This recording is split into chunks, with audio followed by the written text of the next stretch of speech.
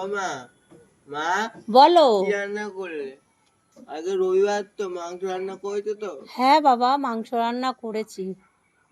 ঠিক আছে, ভাত নিয়ে আসো তাড়াতাড়ি, আমার খুব খিদে পেয়েছে, থাকতে পারছি না। আচ্ছা বাবা, সোনা বাবার খিদে পেয়েছে গো। এই যে সিদ্ধার্থর ভাত, অল্প কটা ভাত দিয়েছি, দুটো আলু দিয়েছি, একটা মেটে 2 পিস মাংস। এটা দুপুরের খাবার, তো 2 পিস দিলাম, মেটে দিলাম। আবার রাতে দেবো 2 পিস মাংস মেটে, কেননা ওকে বেশি দিতে পারি না, কেননা ও বেশি এমনি খায়ও না, বেশি দিতেও পারি না।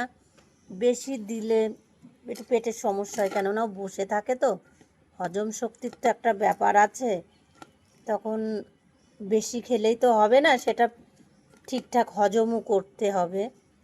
তো সেই জন্যে ওকে একটা লিমিটের মধ্যেই খেতে দিতে হয় আমাকে, না হলে ওরও কষ্ট আমারও কষ্ট।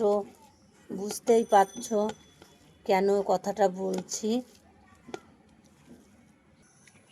খিদে পেয়েছে তো কি আমি তোমাকে কি বললাম, নাকি কানে কম শুনে নাকি তুমি? তার মানে খুব খিদে পেয়েছে, যেহেতু রাগ যতক্ষণ দেখাচ্ছে। নাও নাও, খেয়ে নাও বাবা, খাও। যখন কেউ খাওয়ার জন্য রাগ দেখাবে, মানে বুঝে নিতে হবে যে প্রচণ্ড খিদে তার পেয়েছে।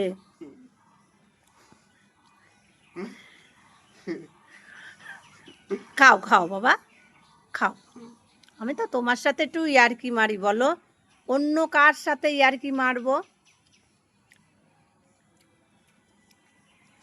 সোনা বাবা তো, খাও বাবা।